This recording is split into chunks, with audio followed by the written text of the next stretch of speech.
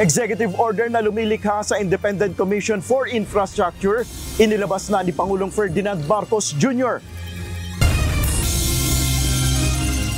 Hindi na ako pupunta sa preventive suspension dito. Dismissal na agad.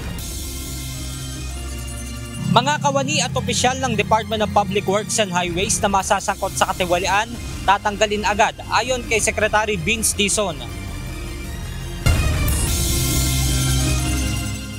We will always be guided by evidence. Kung masagasaan, masagasaan. Walang dapat santoy. Kasi kung meron tayong pagtatakpan, bakit pa tayo nag-iimbestiga? Senate Blue Ribbon Committee walang pagtatakpan sa investigasyon ng flood control projects. Please talk to him once he reports back to office. Otherwise, one of us or some of us may initiate impeachment proceedings against him because it clearly falls under one of the grounds, betrayal of public trust and also even graft and corruption. You know that it's a very broad, when you say graft, it's not just about pocketing money, but certain violations like the conflict of interest situation that he is in. Commission on Audit official na may asawang contractor at nakakuha ng proyekto sa DPWH, posibleng maharap sa impeachment.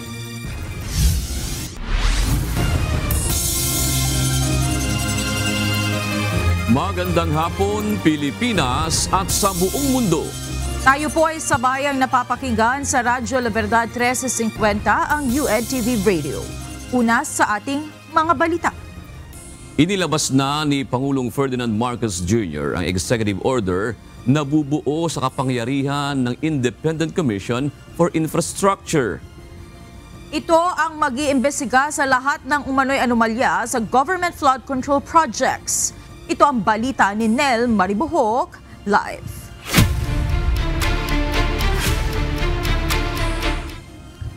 Nel, ano-ano ang magiging kapangyarihan ng Independent Commission na ito na binuo ni Pangulong Marcos? Yes, Monica, ang independent body na ito ang siya mag-iimbestiga at magre-rekomenda ng aksyon laban sa mga sangkot sa umano'y anomalya sa flood control projects.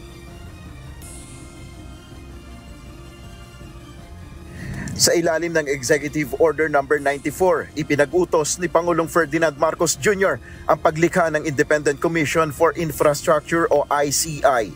Batay sa EO, may pangangailangan na lumikha ng independent body na siyang mag-iimbestiga at gagawa ng hakbang sa mga sangkot sa irregularidad sa mga infrastructure projects ng gobyerno.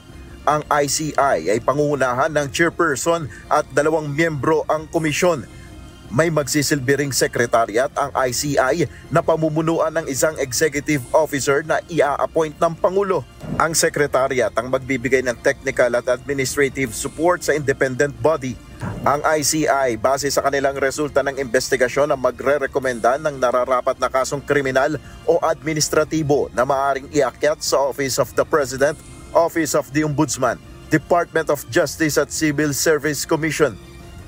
Base pa sa EO, may subpoena power ang ICI, kaya't ang sinumang government official o personnel na tatanggi sa imbitasyon o tumangging manumpa sa harap ng independent body ay maaaring maharap sa kasong administratibo at posibleng masampahan rin ng pananagutang kriminal. Ang mga nasa pribadong sektor naman na tatanggi sa subpoena ay posible ring managot sa ilalim ng mga umiiral ng batas. Maaari ring humiling ang ICI ng impormasyon o dokumento sa Senado at Kamara ukol sa kanilang isinagawang investigasyon. Maging ang bank statements, contracts, records at iba pang dokumento na may kinalaman sa kanilang investigasyon ay pwede ring hilingin ng ICI. Sa ilalim rin ng EO, inaatasan ng lahat ng ahensya ng pamahalaan at government-owned or controlled corporations na makipagtulungan sa ICI. Magbibigay naman ng monthly report ang ICI sa Office of the President sa pamamagitan ng Executive Secretary ukol sa kanilang ginagawang trabaho. Monica, inaabangan na lang natin yung iba pang magiging pahayag ni Pangulong Marcos ukol nga dito sa binuong Independent Commission. Yan muna ang ating update. Balik sa iyo, Monica. Nel, kailan naman ilalabas ang komposisyon o yung mga bubuo ng komisyon? Isa yan sa mga inaabangan natin, Monica, kung sino sino yung mga bubuo at sino yung mamumuno dito sa ICI.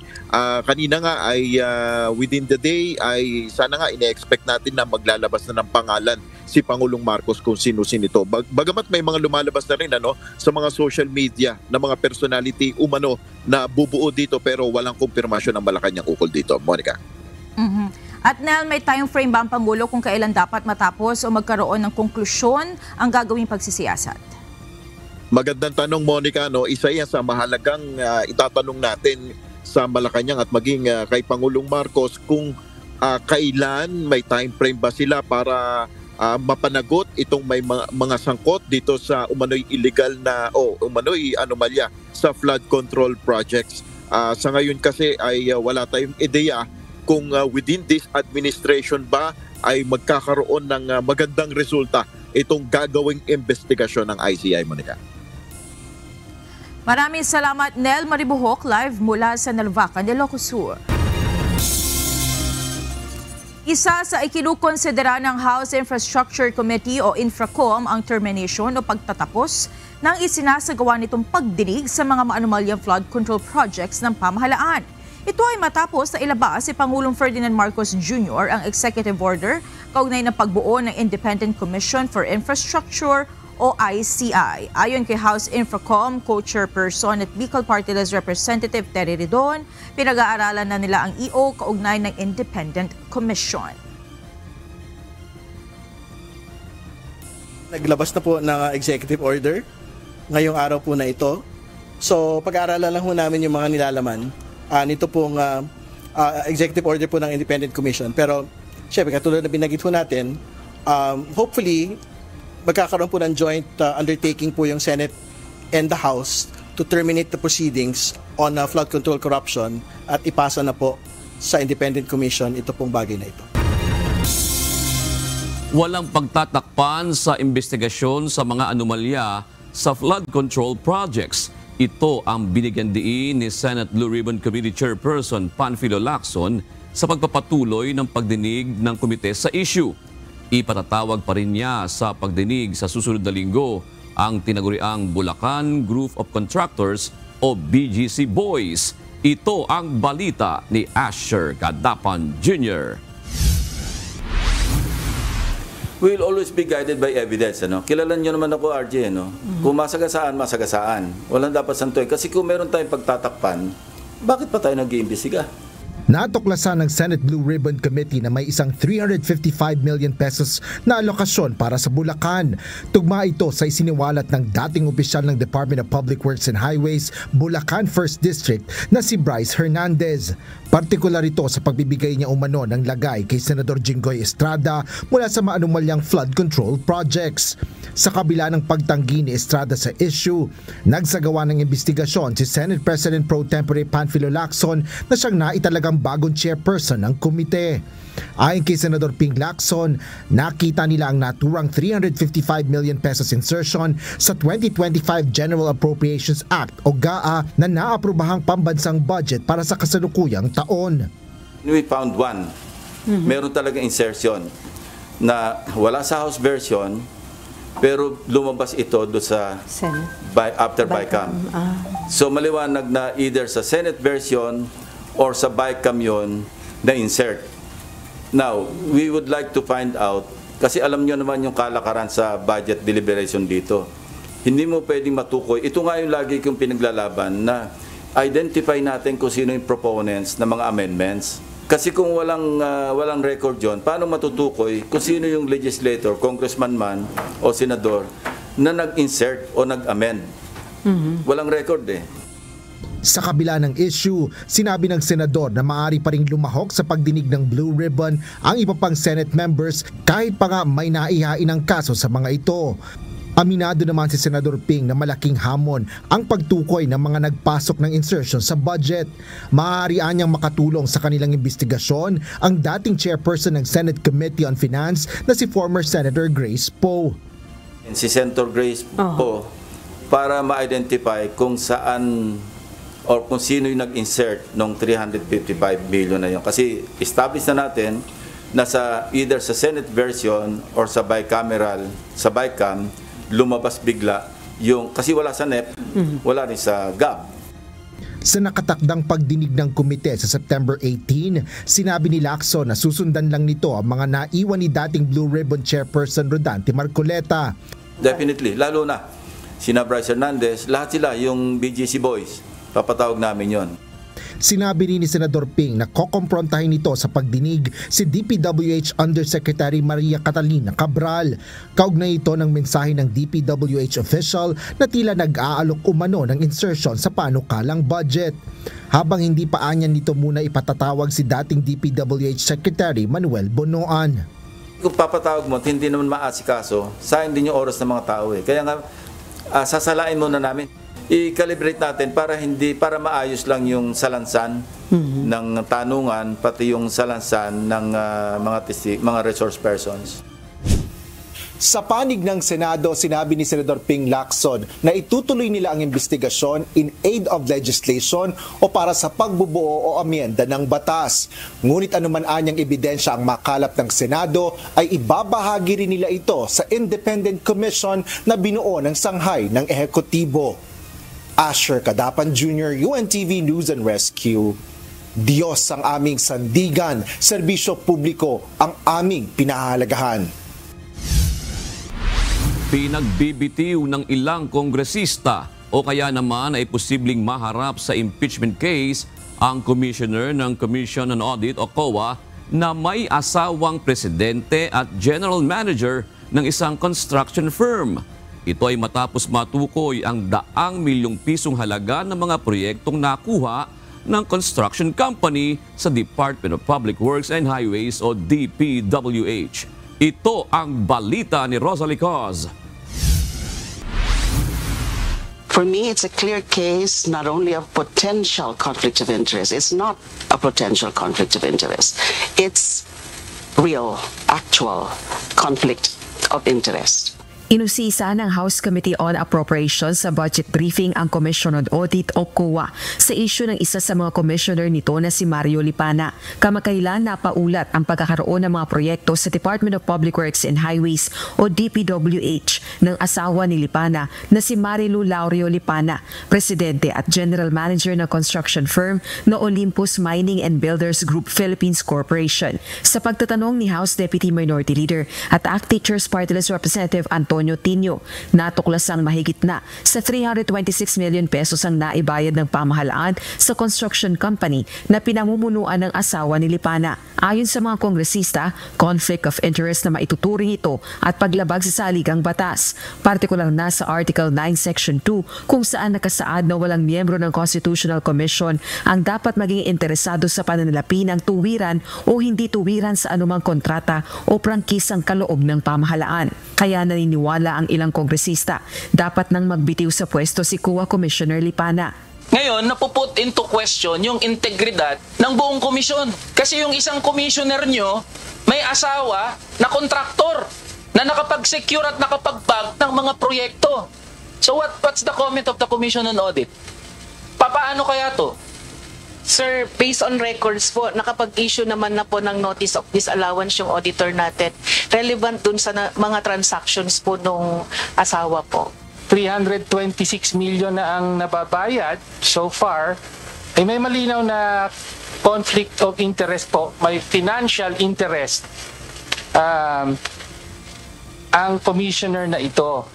No? So, lalo pa sa konteksto ngayon, na nakatutok po ang lahat sa flood control projects. At marami po, I'm sad to say, marami po dismayado sa COA na parang ang feeling ng maraming kababayan natin, nasan kayo? O, natutulog ba kayo sa pansitan o mas masagwa pa nga, baka kasabwat din kayo dito. No? So, tapos ngayon meron po tayong commissioner na may malinaw na financial interest sa mga kontrata ng flood control na pinagbabawal ng konstitusyon. Kaya, alang-alang po sa kredibilidad ng COA, Mr. Chair, ano po bang dapat gawin? Hindi ba dapat mag-resign na ang commissioner? Actually po, Your Honors, that is his, kanya pong decision po yun at hindi po sa amin. Si House Deputy Minority Leader at mamamayang Liberal Party List Representative Leila De Lima naman nagbantana na kung hindi magbibitiw sa pwesto si Lipana, posible itong maharap sa impeachment case. Please talk to him once he reports back to office. Otherwise, one of us or some of us may initiate impeachment proceedings against him because it clearly falls under one of the grounds, betrayal of public trust. And also even graft and corruption. You know that it's a very broad, when you say graft, it's not just about pocketing money, but certain violations like, the conflict of interest situation that he is in. Ayon sa COA chairperson, wala itong disciplinary powers sa mga kapwa nito commissioner at pare-pareho silang impeachable officers. Naka-medical leave hanggang katapusan ng Setyembre si Mario Lipana at nasa Singapore. January 2022 nang maitalagang COA commissioner si Lipana sa ilalim ng Administrasyong Duterte. Rosa Licoz, UNTV News and Rescue. Diyos ang aming sandigan, serbisyo publiko ang aming pinahahalagahan. Naghain ng writ of amparo o hiling na proteksyon si dating Department of Public Works and Highways o DPWH Bulacan 1st District Assistant Engineer Bryce Hernandez dahil sa umano'y serious and active threats laban sa kanya. Inihain nito ng kanyang legal counsel na si Attorney Ernest Levanza sa Pasay Regional Trial Court, Branch 112 ngayong araw. Hiling ng kanyang kampo ang protection order at motion para sa witness protection. Nais din ng kanyang mga abogado na agad siyang maibalik sa PNP Custodial Center mula sa Pasay City Jail. Bago pa man humarap sa Kongreso si Hernandez, nakatatanggap na umano ito ng mga pagbabanta. Ngunit lalong nadagdagan na isiniwalat na niya na kaugnay sa anomalya sa flood control projects ang ilang senador. Handa ang Philippine National Police sa mga kilos protesta sa gitna ng kontrobersya sa flood control projects ng pamahalaan. Tiwala naman sa Department of the Interior and Local Government Secretary John Vic Rimulya na hindi magkakagulo sa Pilipinas gaya ng nangyari sa ibang bansa. Ito ang balita ni Lea Ilagan. Ang mga Pilipino naman hindi ganyan, 'di ba? Even at our worst, hindi tayo nanununog ng lugar, 'di ba? Pero siyempre, all contingencies considered, we will be prepared naman. Pero sa tingin ko, hindi aabot dun. Magulo ang sitwasyon ngayon sa Indonesia at Nepal. Sa Indonesia, kaliwat kanan ang demonstrasyon bilang pagtuligsa sa malaking sahod ng kanilang mga mambabatas. Sa Nepal naman, sinunog ang opisina ng Prime Minister bilang pagkundina sa katiwalian at bunsod ng kinakaharap ngayon na anomalya ng ilang personalidad at politiko kaugnay sa flood control project ng bansa. Mayroon na ring ilang grupo na nagpapahayag ng kanilang pagkadismaya at pagtutol sa pamamagitan ng kilos protesta. Ngunit sa kabila nito, naniniwala sa Department of the Interior and Local Government Secretary John Vic Rimulya na hindi matutulad ang Pilipinas sa dalawang bansa. All contingencies have been considered. Pero ang operative phrase namin is people want accountability but not instability. So we will prevent the instability. Si Philippine National Police Acting Chief, Police Lieutenant General Jose Melencio Nartates Jr., sinabing nakahanda ang pulisya sa mga kilos protesta.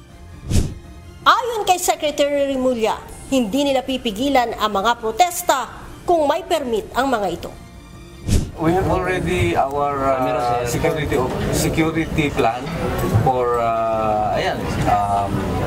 dispersal or crowd management, and for security. Meron na tayong mga security plan that had been set. And then we have also our information na pwede natin pagtuunan or itong information na to, this is the basis for any operation. Gayunpaman, binilina ng kalihim ang mga pulis na habaan ang pasensya sa lahat ng pagkakataon. We have to be sensitive to the grievances of the people. Kailangan may outlet yan eh. Diba? The more you suppress them, the worse it gets. So, hayaan na natin. Mag-protest sila kung gusto nila, wala kaming pipigilan dyan.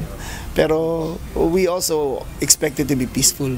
Kaninang umaga, may ilang grupo ang nagsagawa ng protesta sa EDSA Shrine, kaugnay sa maanumalyang flood control at ghost project sa bansa. Agad namang nag-disperse ang mga nagprotesta na umabot lang ng ilang oras. Be present, to be patient, and to have maximum tolerance and to respect the sentiments of the people.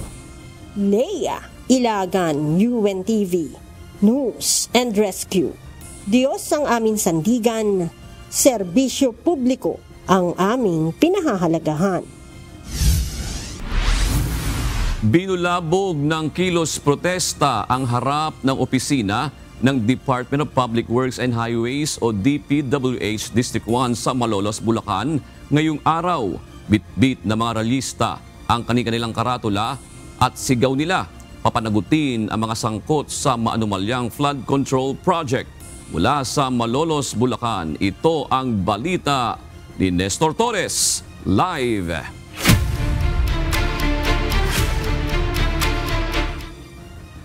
Magandang gabi, Nestor. Anong grupo yung mga nagprotesta dyan sa tanggapan ng DPWH? Magandang gabi, June. Dito tayo ngayon sa lugar ng DPWH 1st District Engineering Office kung saan nga ay kanina ay nagtungo dito ang nasa 150 na mga grupo ng mga kasamaan o Bulacan State University o BULSO dito sa lugar ng DPWH sa Malolos at kanina nga ay nagsagawa sila ng kilos protesta dito. Malakas na sigaw at galit dahil sa korupsyon. Itong ibig iparating sa isinagawang kilos protesta ng grupong kasama o Katipunan Student Movement na binubuo ng mga scholar mula sa Bulacan State University.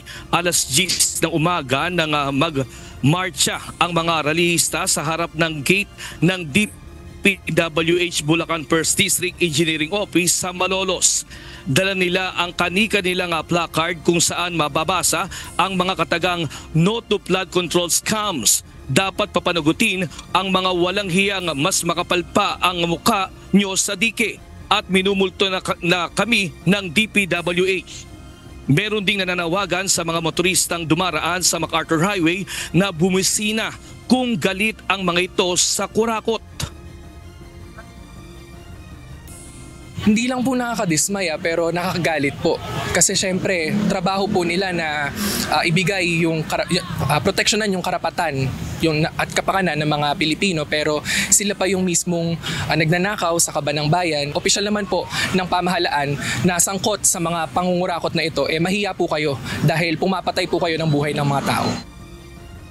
Kasi ang layunin po namin is wakasan po yung corruption hanggang sa pinakapundasyon. Kasi alam naman po namin, hindi naman po natatapos yung corruption sa simpleng issue lang po sa flood control. Ngunit marami pa pong uri ng corruption ang namamahala sa ating pamahalaan sa Pilipinas. Para naman po sa DPWH ay wag na po nilang pagtakpan yung ginagawang mga anomalya dahil lalabas at lalabas din naman po talaga yung mga katotohanan.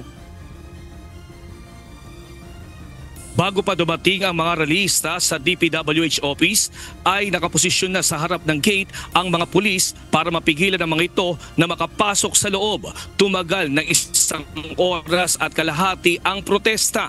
Ayon sa pamunuan ng Malolos Police, naging mapayapa naman ang kilos protesta ng mga estudyante. Naging peaceful naman po yung at hindi po sila nagtangkang pumasok. Very peaceful po yung kanilang paglalabas ng salubin. Kami po ay kung ano po yung inyong mga salubin, kami naman po ay nakikinig, no? Then basta po ang sa atin sa kapulisan, lalo din sa Malolos, ay maging mapayapa ang lagi namin sinasabi sa kanila. Sinasabi nila na dapat panagutin yung mga wala namang nasaktan, wala namang gumamit ng dahas. Yung ating mga kapulisan, maayos naman. Pagbungad ng rally, nandyan agad yung mga pulis nakaharang sa atin, nakaharang sa gate. So walang force nang pumunta dito na magbasag o magbato. Maayos po yung nila, yung peaceful rally kung tawagin nila.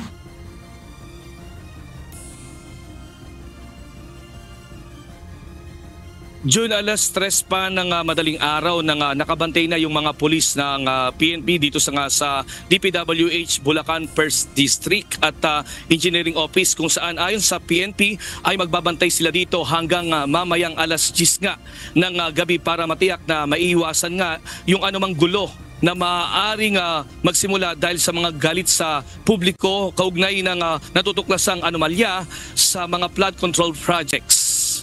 At yan muna ang ating latest live mula dito sa Bulacan. Balik sa iyo, June.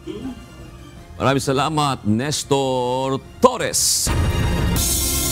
Iisa-isahin ng Department of Public Works and Highways ang maanumalyang flood control project sa bansa. Tatanggalin din agad sa pwesto ni Secretary Vince Dizon ang sinumang kawani o opisyal sa departamento na masasangkot sa katiwalian, lalo na sa anomalya sa flood control project. Samantala, ayon naman kay Senator Panfilo Ping Lacson, posible ngayong araw ilalabas ang freeze order sa accounts ng nasa 20 opisyal ng DPWH Bulacan 1st District Engineering Office at 4 na contractors na sinampahan ng reklamo sa Office of the Ombudsman kanina. Ito ang balita ni Benedict Samson. Hindi na ako pupunta sa preventive suspension dito. Dismissal na agad. Diretso ng tanggal at hindi nadadaan pa sa suspensyon ang sinumang kawani ng Department of Public Works and Highways na masasangkot sa katiwalian. Ito ang inihayag ni DPWH Secretary Vince Dizon kasunod ng pagsasampa ng bagong reklamo sa Office of the Ombudsman laban sa nasa 20 opisyal ng DPWH Bulacan 1st District Engineering Office. Kaninang umaga, personal na inihain ni Dizon ang reklamong Anti-Graft and Corruption Practices Act at malversation through falsification of public documents laban kina dismissed District Engineer na si Henry Alcantara at Assistant District Engineer Bryce Erickson Hernandez at iba pa. Kasama rin sa reklamo ang 4 na kontraktor na Sims Construction Trading na nirerepresenta ni Sally Santos, Wawaw Builders represented ni Mark Alan Arevalo, IM Construction Corporation ni Robert Imperio at St. Timothy Construction Corporation na nirerepresenta ni Maria Roma Angeline Rimando at owner na si Cesara Rowena Discaya. Marami dito, nasa loob pa. Kaya po ito, we will already start the process of dismissal. Hugitin ko, dalawang gagawin natin lagi. Pag meron tayo nahuhuli, dismiss, may kaso. Ganun nga kasimple. Yung nakalap naming evidence, open and shut cases, and I enumerated, di ba, nung Tuesday, yung mga pwedeng kasong isampa laban sa kanila. Yeah, malversation, true falsification, and mind you, pag yun ang i-final, ang threshold noon is 8.8 million.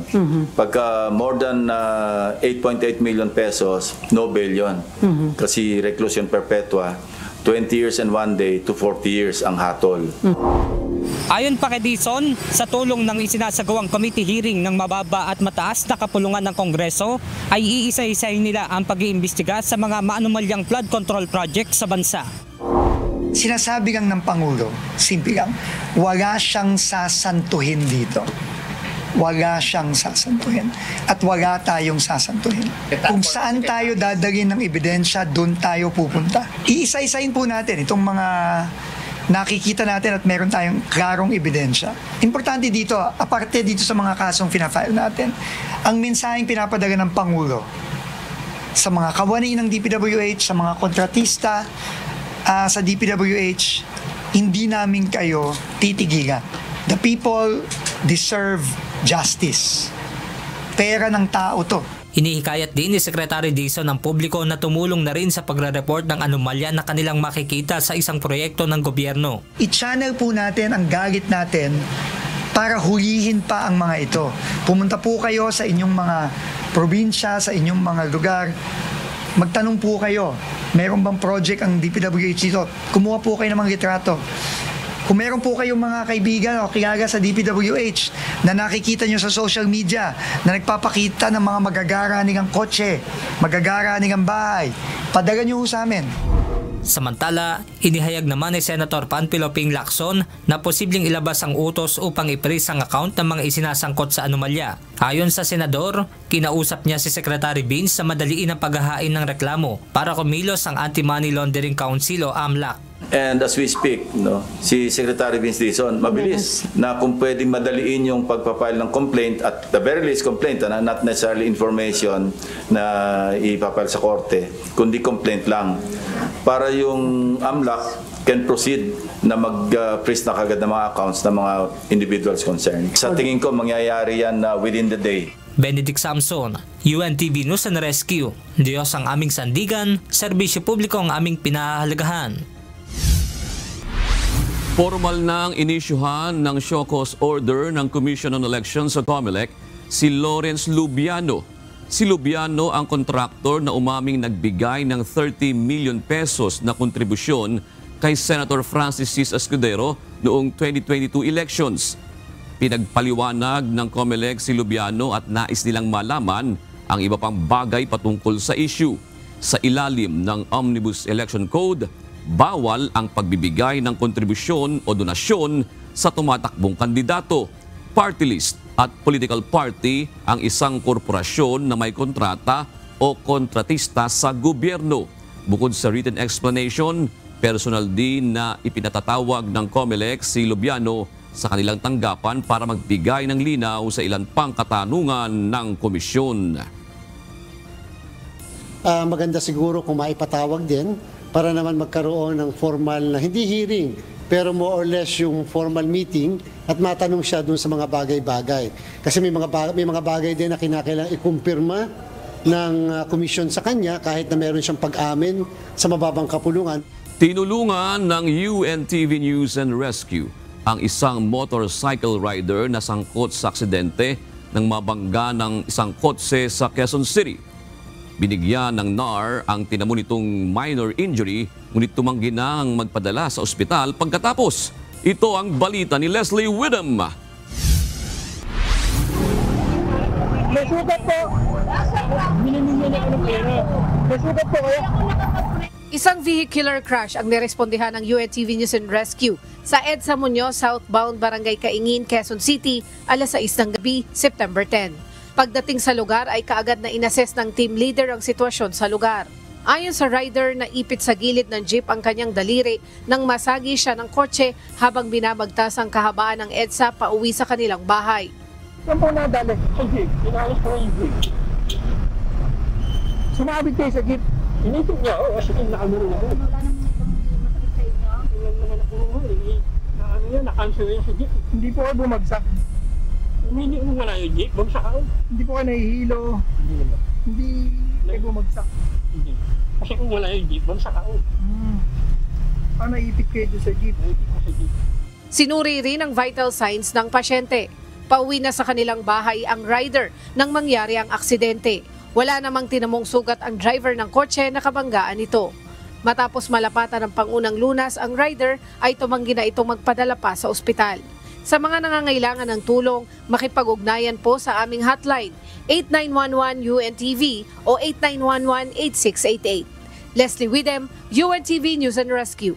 Diyos ang aming sandigan, serbisyo publiko ang aming pinahalagahan. Sa gitna ng hamong kinakaharap ng Administrasyong Marcos sa paglaban sa korupsyon, binigyan diin ni Pangulong Ferdinand Marcos Jr. sa kanyang talumpati ang paninindigan na dapat palaging pumanig sa pambansang interes at sa kapakanan ng mga Pilipino. Kasabay ito ng paggunita ng ika-108 taong kaarawan ng kanyang ama na si dating Pangulong Ferdinand Marcos Sr. Ito ang balita ni Nel Maribuhok. These are the many, many lessons that we must maintain always our dignity, and we must always respect the dignity of every Filipino. And not only respect the dignity of every Filipino, but we must fight for the dignity of every Filipino. Lumaban para sa dignidad ng bawat Pilipino. Ito ang naging sentro ng mensahe ni Pangulong Ferdinand Marcos Jr. ng pangunahan ng selebrasyon ng ika-108 taong kaarawan ng kanyang ama na si dating Pangulong Ferdinand Marcos Sr. Ayon pa kay Pangulong Marcos, kabilang sa mga aral na dapat anyang matutunan sa kanyang ama ay ang palaging pagpanig sa pambansang interes alang-alang sa kapakanan ng mga Pilipino. We must always remember that to provide good service, to be able to bring good service to our people, then that is that will need, that we must remember, we must be motivated by the lessons that he left with us, the lessons that we must exercise good judgment and always side with the national interest in the interest of Filipinos. Dagdag ng Pangulo, itinuro ng kanyang ama sa kanya ang halaga na yakapin ng hirap at mga hamon para magawa kung ano ang tama. Hinimok rin niya ang mga Pilipino na mamuhay ng naaayon sa pamantayan na iniwan ng kanyang ama sa pamamagitan ng pagtupad sa kanilang sibil na pananagutan.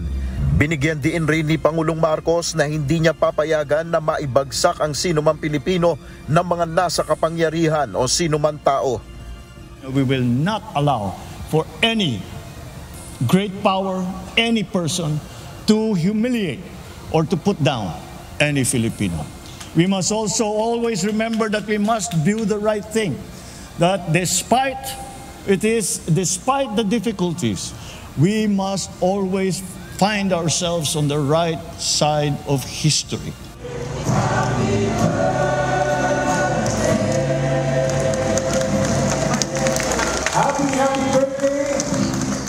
Matapos ang programa, binati si Pangulong Marcos sa kanyang ika-68 kaarawan sa darating na September 13. Nel Maribuhok, UNTV News and Rescue, Diyos ang aming sandigan, serbisyo publiko ang aming pinahalagahan. Narito naman ang mga balita sa iba't ibang panig ng mundo. Ihahatid ng ating global correspondent na si May Viandog mula sa Brisbane, Australia.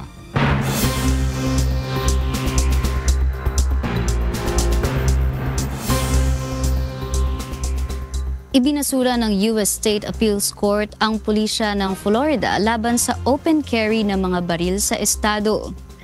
Ayon sa korte, ang 4 na dekadang pulisiya ng estado ay unconstitutional base sa mga nakalipas na rulings ng US Supreme Court. Ang desisyon ng First District Court ng Florida ay pabor sa plano ni Governor DeSantis na alisin ang anti-open carry policy ng estado sa kabila ng pagtutol naman ng mga local sheriffs nito. Dahil dito, inaasahang papayagan na ng Florida ang mga residente nito na magdala ng baril sa mga pampublikong lugar na walang kinakailangang anumang permit.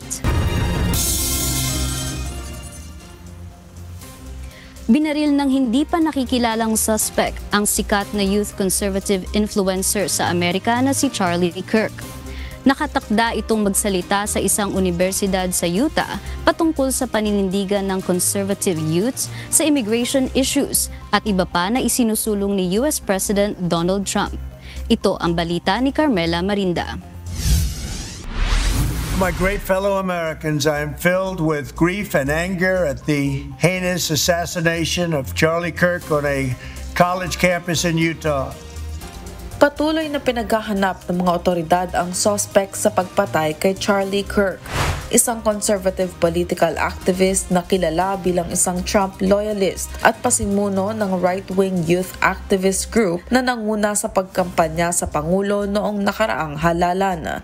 Pinaslang ang kilalang youth conservative sa Utah Valley University kung saan ito nakatakdang magsalita patungkol sa pananaw ng conservative sa immigration, abortion at transgender. Ayon sa inisyal na investigasyon, binaril ng shooter si Kirk mula sa Losee Center building ng campus. 200 yards ang layo kung saan nakatayo ang biktima. Pinawalan na din ng FBI ang 2 naunang persons of interest na nasa kustodya ng mga otoridad matapos ang interrogation. Sinisi naman ni Trump ang left-wing media dahil sa patuloy na anyay pag-demonize nito sa mga conservative personalities gaya ng pagtawag sa mga ito na Nazis, fascists o banta sa demokrasya ng bansa. It's a long past time for all Americans and the media to confront the fact that violence and murder are the tragic consequence of demonizing those with whom you disagree. Matapos ang insidente, ipinag-utos ni US President Trump ang pagbaba ng watawat ng Amerika sa half-mast hanggang Linggo para sa pagduluksa sa pagkamatay ni Kirk na ayon kay Trump ay mahal ng marami. Ilang personalidad na rin ang nakiramay sa pagkasawi ni Kirk gaya nila former President Barack Obama, Joe Biden at House Speaker Mike Johnson. Carmela Marinda, UNTV News and Rescue, USA. Diyos ang aming sandigan. Serbisyo publiko ang aming pinahahalagahan. Ipinahayag ng mga Gen Z leaders sa Nepal na na-hijack ng ibang grupo ang kanilang mapayapang kilos protesta laban sa korupsyon. Giit ng mga ito, wala silang kaugnayan sa mga naghahasik ng karahasan at nananatiling mapayapa ang kanilang pagkilos na layon lamang papanagutin ang mga sangkot sa katiwalian sa pamahalaan. Tumindi ang tensyon nang mauwi sa karahasan at panununog ng gusali ng pamahalaan ang mga rally na ikinasawi ng hindi bababa sa 30 individual at ikinasugat ng mahigit 1,000. Isa sa mga nasawi ay ang asawa ng dating punong ministro ng bansa na nagtamo pa ng sunog matapos makulong sa loob ng kanilang bahay na sinunog ng mga rallyista. Nag-deploy na ng mga sundalo ang Nepalese Army sa Kathmandu at patuloy na ipinapatupad ang curfew kung saan 27 na ang nahuli dahil sa mga paglabag. Nanawagan ng militar sa mga demonstrador na makipagdialogo para maibalik ang kaayusan sa bansa.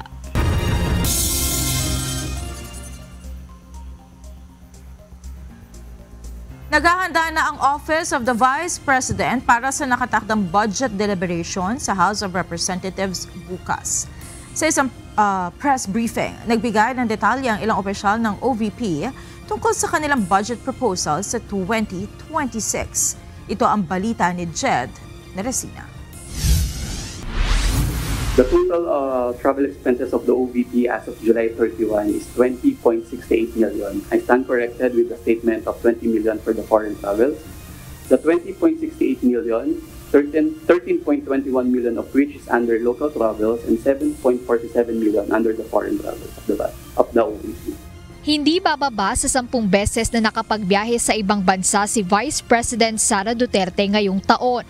Karamihan nito sa The Hague, Netherlands nagpunta si VP Sara upang bumisita sa kanyang ama na si dating Pangulong Rodrigo Duterte na nakadetene sa International Criminal Court o ICC Detention Facility. Ayon kay Attorney Kelvin Tenido, Budget Division Chief ng Office of the Vice President, mula January 2025 hanggang July 31 ngayong taon, 20.68 million pesos na ang naging travel expenses ni Vice President Duterte. Bukod pa aniya ang natitirang balanse ni VP Duterte na ilang milyon para sa iba pa nitong lokal na biyahe at biyahe sa ibang bansa.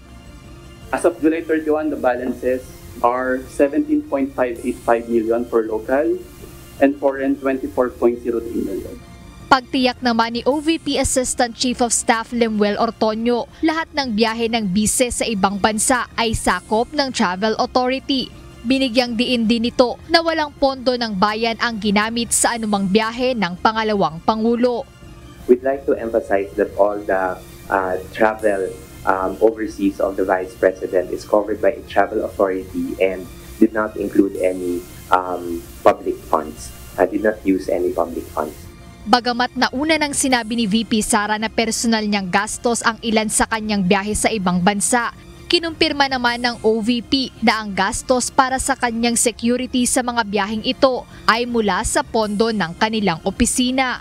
Tama po ba na so far, every time na magta-travel si VP Sara abroad, ang covered niya po is her personal expenses as well as her family's expenses. But as for her security, that's still under taxpayers' money.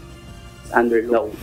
Inihayag din ng OVP Budget Division Chief na para sa 2026 mas mababa ang iminungkahing budget para sa mga biyahe ni VP Duterte sa ibang bansa. For 2026, the allocation is 20 million for 2026 net. This is the lowest allocation since 2023 and the highest allocation made was 31.5 million. Inaasahang bukas September 12, haharap ang Office of the Vice President sa House Appropriations Committee para sa kanilang 902.895 million pesos na panukalang budget para sa susunod na taon. Kaugnay nito, hindi pa kinumpirma ng OVP kung dadalong personal si Vice President Sara Duterte sa nasabing pagdinig. Jed Neresina, UNTV News and Rescue. Diyos ang aming sandigan, serbisyo publiko ang aming pinahahalagahan. Suportado ng mga kongresista ang dagdag pondo para sa programa ng Department of Social Welfare and Development o DSWD na Assistance to Individuals in Crisis Situation o AIX para sa taong 2026. Kasunod ito ng planong pagtapyas sa pondo ng DSWD para sa naturang programa. Ayon kay Social Welfare Secretary Rex Gatchalian, kung mababawasan ang pondo ng AIX, nasa halos 3 milyong naghihirap na Pilipino ang hindi makakatanggap ng ayuda. Nasa 27 bilyong pesos na budget ang proposal ng DSWD para sa AIX sa susunod na taon.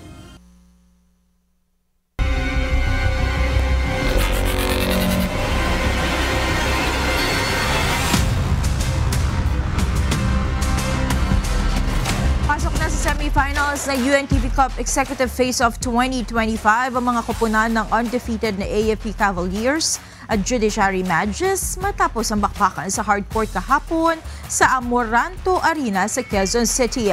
Samantala, eliminated na ang Executive Branch Commanders matapos silang tambakan ng Ombudsman Graft Busters. Ito ang balita ni JP Nunez.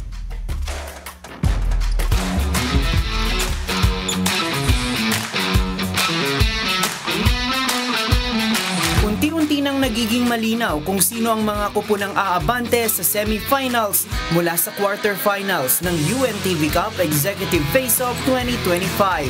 Sa first game ng triple header match nitong Miyerkules, September 10 sa Amoranto Arena sa Quezon City, nagtuos ang undefeated na AFP Cavaliers at GSIS Furies na nasa third spot. First quarter pa lang, ilang fast break na ang naipasok ng AFP Cavaliers mula sa mga pasa ni Commander Paul Carbajal. 7 turnover at 4 na field goal naman ang nagawa ng GSIS Furies, dahilan para maaga silang matambakan ng AFP Cavaliers sa pagtatapos ng first quarter sa score na 9-26.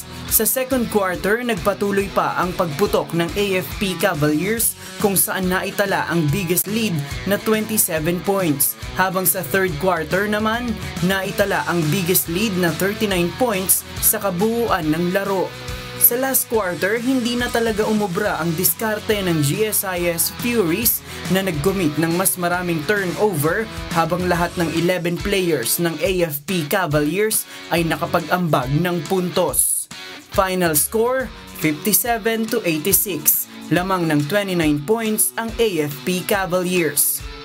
Best player of the game si Commander Paul Carbajal na nagtala ng 22 points, 7 rebounds, 2 assists, 6 steals at 3 blocks. Nagkataon lang na maganda yung execution namin ng plays and at the same time parang minamalas din sila sa offense. So yun nakikita ko, hindi naman sa na-intimidate sila. Makikita nyo naman talagang laban din talaga, malakas din yung kalaban namin. Yun lang, siguro hindi lang pumapasok yung mga plays nila na ginagawa.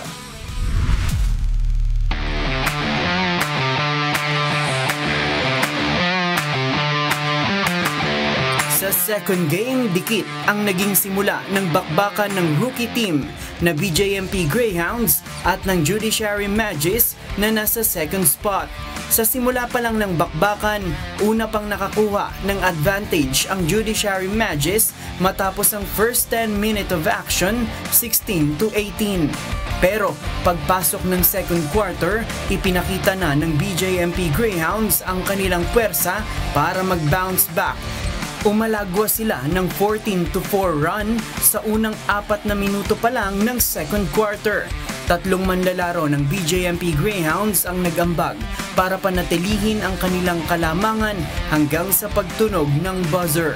Double-digit score ang ibinuslo ni na Jail Superintendent Ricky Pegalan, Jail Superintendent Cassius Verbo at Jail Chief Inspector Luis Fajardo na may combined score na 50 points. Hindi umubra ang double-digit scoring ng Judiciary Mages mula kina Attorney Romel Nardo na nagtala ng 11 points at ni Attorney Quijano Laure na may 13 points. Final score, 76-67 in favor of BJMP Greyhounds. Ang rookie team na BJMP Greyhounds ang nagpatikim ng unang talo sa Judiciary Mages sa quarterfinals. Ikalawang talo naman ito ng Judiciary Mages sa kabuuan ng season. Best player of the game si Jail Superintendent Ricky Pegalan na umambag ng 28 points sa kanilang koponan. We have to bounce back from our loss from the AFP last Sunday po. Kaya talagang sabi namin, if we want to proceed to the next stage, which is the semifinals, it's a must to wins yung dalawang remaining games po namin, including this one.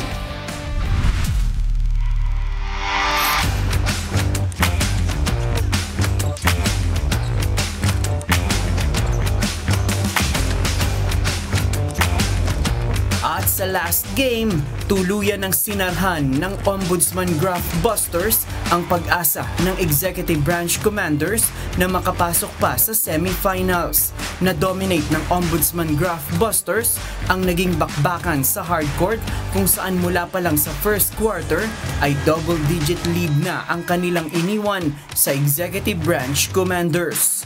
Hindi na nakahabol ang Executive Branch Commanders at nagtapos ang laban sa final score na 64-82. Lamang ng 18 points ang Ombudsman Graph Busters. Best player of the game ang leading scorer na si Attorney Armando Sanchez na kumamada ng 17 points at 2 steal. Na-relieve kami. Actually, pressure na sa mga players dahil 3 sunod-sunod na pa natalo ang nakuha namin. And then sabi namin, mas win na talaga dito sa game at saka sa subsequent. Matapos ang mga aksyong tagpo sa quarterfinals game sa nag-iisang liga ng mga public servants, pasok na sa semifinals ang AFP Cavaliers na walang dungis ang win-loss record na 9-0. Gayon din ang Judiciary Magis na may 7 panalo at 2 talo. Umangat sa 3rd spot ang Ombudsman Graph Busters habang nananatili sa 4th spot ang BJMP Greyhounds na kapwa mayroong 6-3 win-loss record. Nasa 5th spot na ang GSIS Furies mula sa 3rd spot. 6th spot naman ang PNP Responders at 7th spot ang DOJ Beacons na pare-parehong may 5-4 win-loss record. Habang ang Executive Branch Commanders ay eliminated na para umabante sa semifinals sa kanilang 4-5 win-loss record. Nakatakda ang second to the last sets of games sa susunod na linggo, September 14 sa Paco Arena sa Maynila. Unang magtutuos ang Ombudsman Graph Busters kontra sa DOJ Beacons para sa kanilang huling game schedules sa quarterfinals. Susundan naman ito ng BJMP Greyhounds kontra Executive Branch Commanders. Mapapanood ang live stream ng bakbakan sa hardcourt sa official Facebook page ng UNTV Sports at YouTube channel ng UNTV. Win in sports, win for charity. JP Nunez, UNTV, News and Rescue. Diyos ang aming sandigan, serbisyo publiko ang aming pinahahalagahan.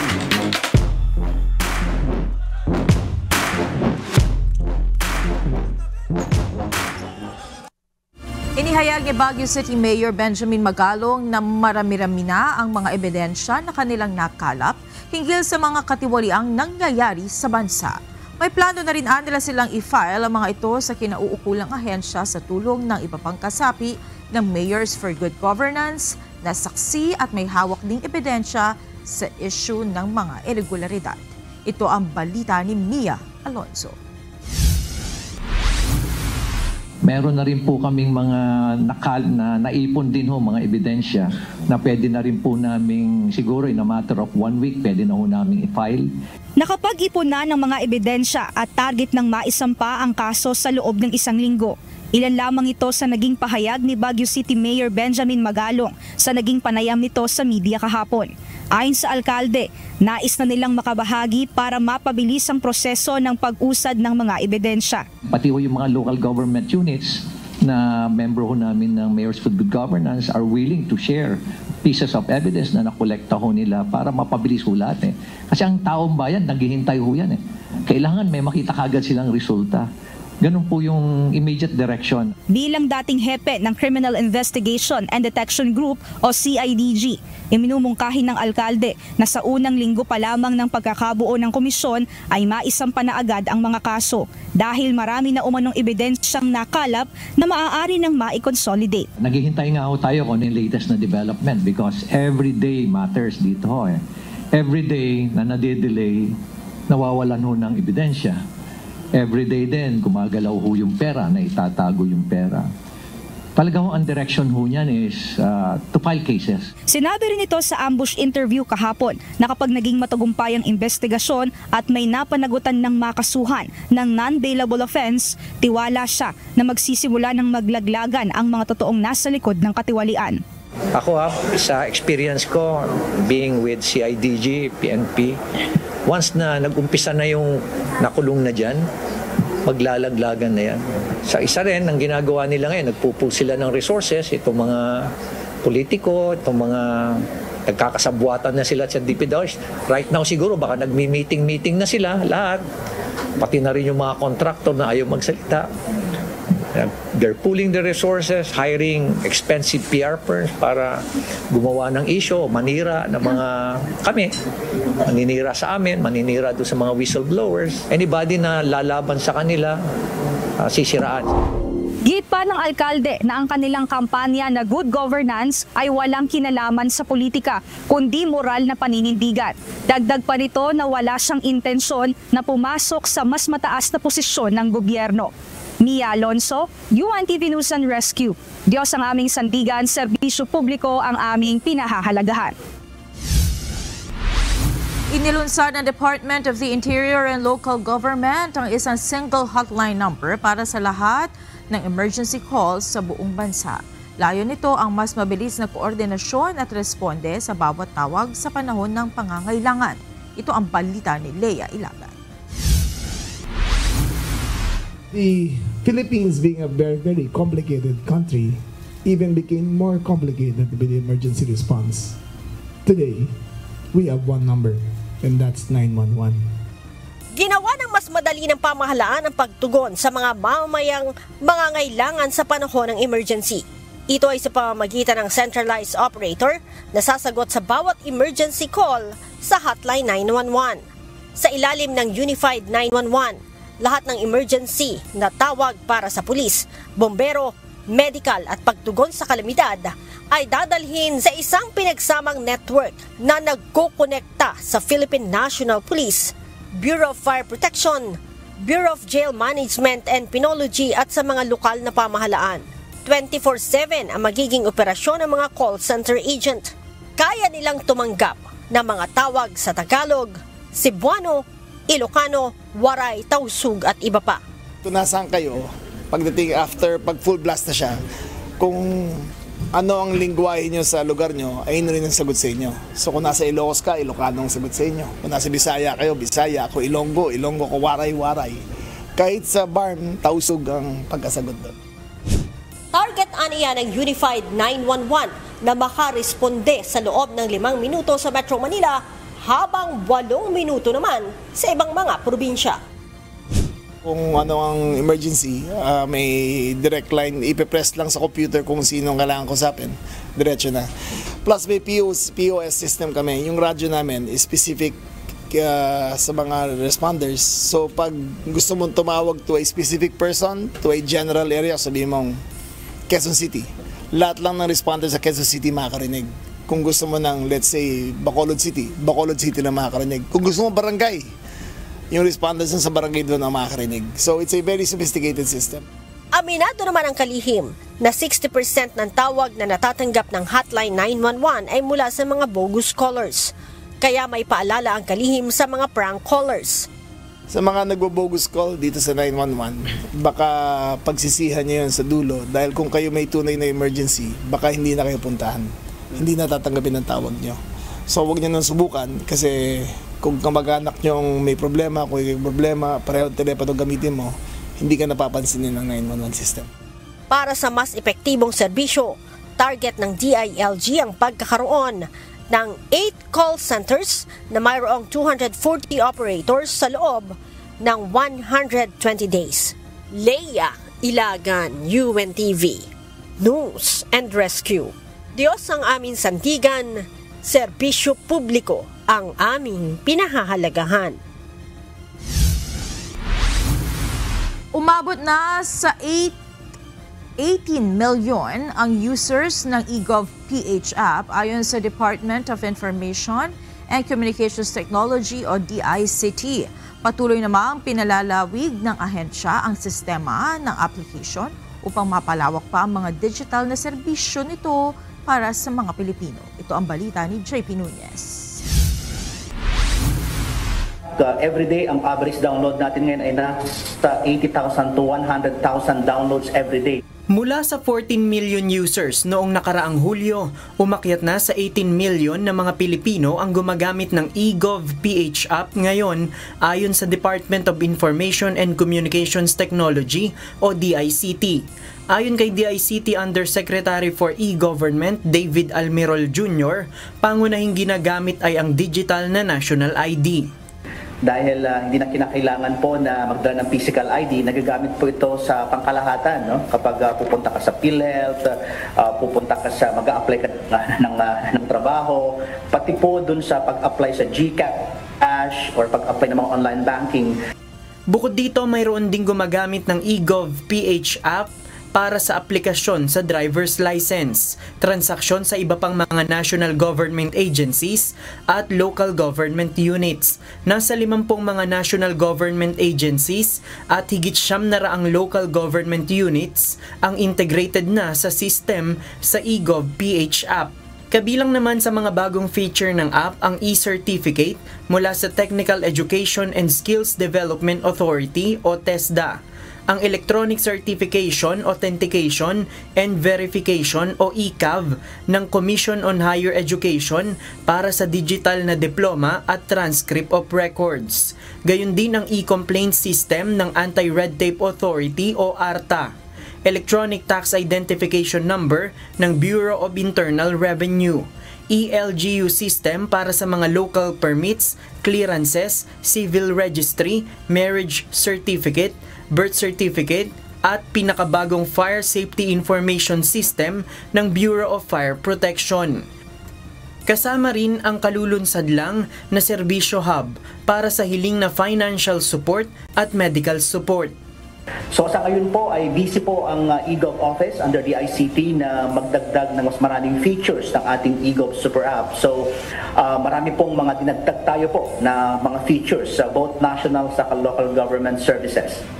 Samantala, patuloy pa ring nakikipag-usap ang DICT sa Land Transportation Office at Metropolitan Manila Development Authority o MMDA para sa integration ng No Contact Apprehension Policy sa eGov.ph app.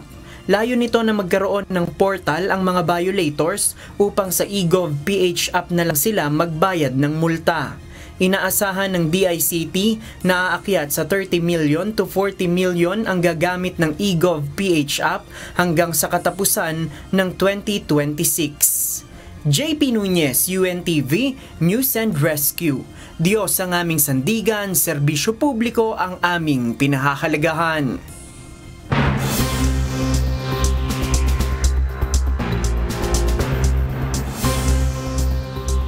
Nagbabala si South Korean President Lee Jae-myung na maaaring magdalawang isip ang mga kumpanya mula sa kanilang bansa na mag-invest sa Estados Unidos matapos ang malakihang immigration raid sa planta ng Hyundai sa Georgia.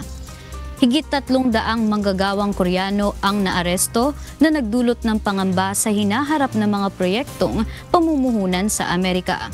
Ito ang balita ni Ann Gonzalez. 아마 단속됐던 것 같은데 이거와 관련해서 우리 정부가 예를 들면 한미 간 협력 문제에 영향을 받아서 어떻게 하겠느냐라는 취지의 질문이라면 아직 거기까지는 그렇게 깊이 생각하지 않고 있는 단계입니다. 다만 아마 진출한 우리 기업들이 매우 당황스러운 상태일 거예요. 우리가 이렇게 Sa kanyang press conference para sa ika-100 araw ng kanyang panunungkulan, sinabi ni South Korean President Lee Jae-myung na posibleng maapektuhan ng nangyaring raid sa Hyundai sa Georgia ang kumpiyansa ng mga negosyanteng Koreano sa paglalagak ng puhunan sa Estados Unidos. 어려워질 텐데 이거 해야 되나? 이런 고민을 안 할 수가 없겠죠. 그게 아마도 앞으로 대미 직접 투자에 상당히 큰 영향을 미칠 수가 있죠. 그래서 우리는 미국과 Higit 475 ang naaresto sa operasyon ng US Immigration Authorities, kabilang ang mahigit 300 South Koreans. Ayon sa Hyundai at LG Energy Solution, karamihan sa mga nadakip ay may iba't ibang uri ng visa o sakop ng visa waiver program at nagsisilbing mekaniko na nag-i-install ng production lines. Habang nakikipagnegosasyon ngayon ang Seoul at Washington hinggil sa mas mataas na visa quota o posibleng bagong kategorya para sa mga manggagawa, umaasa si President Lee na kikilalanin ng Amerika ang pangangailangang ito. 그 문제는 해결하지 않을까 싶고 현재 상태라면 미국 현지 직접 투자는 우리 기업들 입장에서는 매우 망설 수밖에 없을 것 같아요. Sa kabila ng tensyon, tiniyak ng White House na nananatili silang bukas sa foreign companies basta't susunod ang mga ito sa kanilang immigration laws. Samantala, nakatakdang umuwi ngayong Huwebes ang mahigit 300 South Korean workers na idinitine sa US matapos maantala ang kanilang flight noong Miyerkules. Ann Gonzalez, UNTV News and Rescue. Diyos ang aming sandigan, serbisyo publiko ang aming pinahahalagahan.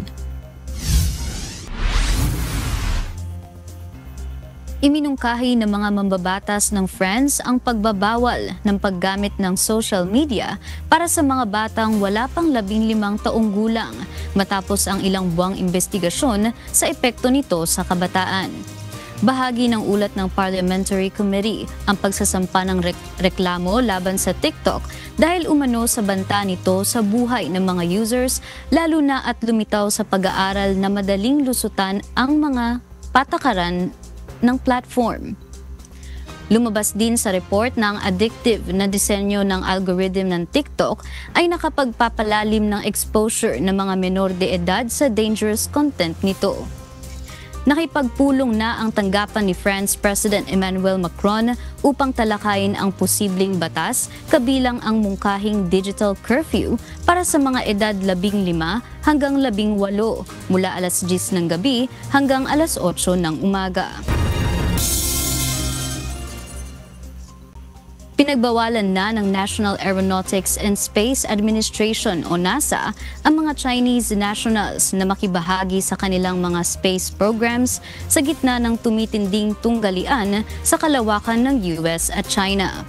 Kinumpirma ng ahensya na pinigilan nito ang physical at cybersecurity access ng mga Chinese sa kanilang pasilidad at IT systems upang tiyakin ang seguridad ng mga proyekto. Ayon sa ulat, dati ay pinapayagan ang ilang Chinese bilang contractors o estudyante, ngunit itong September 5 ay bigla silang hinarang sa mga pulong at IT network. Nangyari ang hakbang habang tumitindi ang tensyon ng administrasyon ni US President Trump laban sa China, lalo na't magkatunggali ang dalawang bansa sa muling paglapag sa buwan. At yan ang mga balita mula sa iba't ibang panig ng mundo. Mula rito sa Brisbane, Australia. Ako si Mavian Dog. Magandang gabi. Naniniwala ang isang international affairs analyst na malinaw na pagpapahayag ng territorial claim ang plano ng China na gawing natural nature reserve ang Bajo de Masinloc. Bunsod nito, planong magain ng Pilipinas ng diplomatic protest sa China bilang pagkondena sa naturang plano. Ito ang balita ni Ivan Alvarez. The purpose is primarily, of course, this is what we call an exercise of Chinese territoriality. Aprobado na ng State Council ng China na gawing National Nature Reserve ang Scarborough Shoal o Bajo de Masinloc. Sa inilabas na ulat ng China Daily, ang Bajo de Masinloc o tinatawag na Wangyan Island ng China ay hindi dapat isakripisyo dahil sa mga alitan sa dagat kundi dapat ay protektahan. Oras na maging nature reserve ang isang lugar, karaniwang ipinagbabawal o nililimitahan ang mga gawain dito tulad ng pangingisda. Habang ang nagdeklara nito ang siyang may kontrol at pamamahala sa teritoryo, kung saan sila ang nagtatakda ng mga patakaran, kung sino ang maaaring pumasok at kung ano ang mga pwedeng gawin. Ngunit ayon kay Professor Renato De Castro, isang international affairs analyst, isa rin itong paraan ng China na ipakita ang kanilang pag-aangkin sa naturang teritoryo. You try to basically keep out what they call intruders and make sure that although it's a natural reserve, only Chinese fisher folks or Chinese citizens will have to enjoy the exclusive benefit that could be derived from Bajo de Masinloc. Samantala, mariin naman tinutulan ng Pilipinas ang hakbang na ito ng China at nakatakdang maghain ng diplomatic protest bilang tugon dito. The Philippines will be issuing a formal diplomatic protest against this illegitimate and unlawful action by China, as it clearly infringes upon the rights and interests of the Philippines in accordance with international law. Ayon sa Department of Foreign Affairs o DFA, ang Bajo de Masinloc ay sakop ng soberanya ng Pilipinas na dapat ginagalang ng China. The Philippines strongly protests the recent approval by the State Council of China of the establishment of the so-called Huangyan Island National Nature Reserve. Giit ng DFA, dapat tuparin ng China ang mga obligasyon nito sa ilalim ng pandaigdigang batas, partikular na ang 1982 UN Convention on the Law of the Sea, 2016 South China Sea Arbitral Award at 2002 Declaration on the Conduct of Parties in the South China Sea. Ivan Alvarez, UNTV News and Rescue. Diyos ang aming sandigan, serbisyo publiko ang aming pinahahalagahan.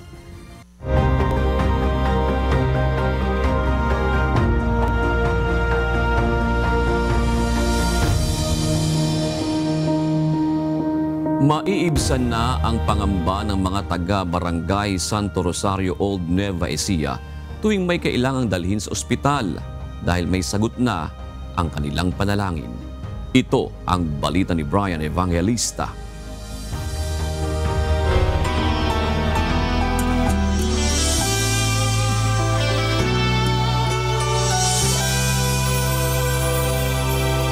Sa motor namin sasakay, halos umaabot ng halos 2 oras, gano'n. Depende yun sa traffic, lalo na kung araw. Kung minsan po, motor lang po yung ginagamit namin. Nadidelay kami ng medyo mabagal yung motor. May nangyari nga po na hindi na nakaabot sa ospital. Mahirap sa kalooban bilang ama ng barangay Santo Rosario Old sa Zaragoza sa tuwing may kailangang dalhin sa ospital. Hindi rin kasi madali makahanap ng ambulansya sa ibang barangay, lalo kapag nagkasabay-sabay ang emergency. Mayroon sarili yung barangay. Pagka ganitong may mga emergency rate sa barangay namin, hindi na namin kailangan na makipagsapalaran pa rin sa ibang may ambulansya na hihiramin yung gamit nila. Kung meron po kami sa barangay, dito na lang po kami magsasabi para po maitakbo na mas maaga yung mga pasyente namin. Kaya para kay Kapitan Domingo, sagot sa panalangin ang ipinagkaloob sa kanila na isang patient transport vehicle ng Members Church of God International. Ang MCGI, sila pala ang susi. Sila pala ako makapagbibigay. Kaya blessing ka ako yung pagkakatawag sa amin ni Colonel Villarosa para makaharap namin si Brother Daniel.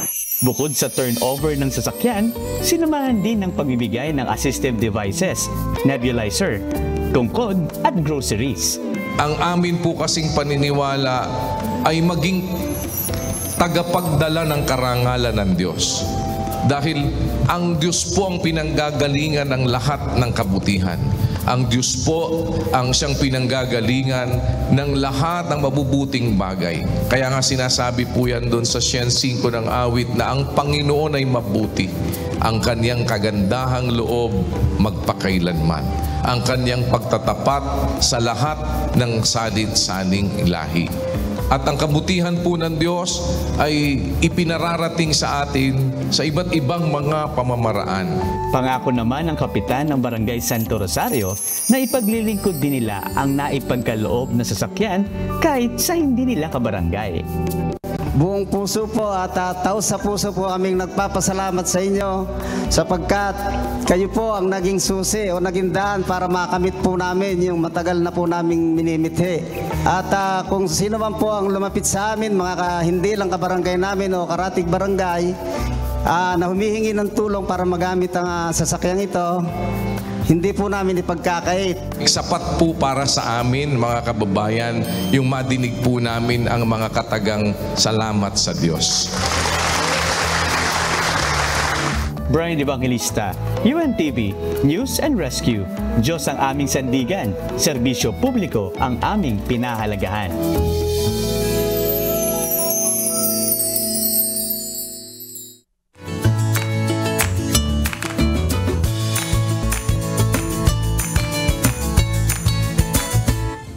Meron po mga komentaryo ang ating mga kausing ngayong araw po ng Huwebes. Hinggil po sa independent body laban sa anomalya umano sa flood control. Sabi po ni Miriam Aguilar, dapat talaga walang sisinuhin, panagutin ang mga may kasalanan sa pera ng bayan. Yan. Sabi naman ni Alexander Tostone, viewer siya from TikTok. At anong issue to? Doon pa rin sa... Doon pa rin ba? Ano ba? Doon sa taga-COA. Taga-COA ba yan? Oo. COA Commissioner. Yung asawa ay sangkot sa flood control projects. Contractor. This is the biggest example to all Filipino citizens to vote wisely. Ito ang dahilan ng vote buying. Salamat naman po at shout out kina Evelyn Boyo, Erlina de los Santos at Richford Dumangeng. Gayon din kay Norberto de la Cruz, Leia Juarez at Jefferson Perez. Samantala mga kasambahay, kung may mga istorya po kayong nais balikan sa Ito ang Balita, pwede niyo po ito muling mapanood sa aming mga official social media account. Magtungo lamang po sa UNTV News and Rescue YouTube channel at click ang subscribe button. Gayon din sa aming Facebook, Instagram, X at TikTok accounts. Mapapanood nyo rin po rito ang iba pang news programs ng UNTV, pati na iba pang video ng nag-iisang public service channel. Kaya subscribe, like, and share. Narito naman ang salita ng Diyos na ating sandigan mula sa Aklat ng Awit 78 at 7 na nagsasabi, upang kanilang mailagak ang kanilang pag-asa sa Diyos at huwag kalimutan ang mga gawa ng Diyos, kundi ingatan ang kaniyang mga utos. At yan ang naging kabuuan ng ating balitaan ngayong gabi. Aming inilahad ng buong katapatan kung paano namin nasaksihan. Kayo po'y makapagtitiwala ng aming nakita at narinig ang aming ibinabalita. At dito po sa UNTV, Diyos ang aming sandigan, serbisyo publiko ang aming pinahahalagahan. Magandang gabi po.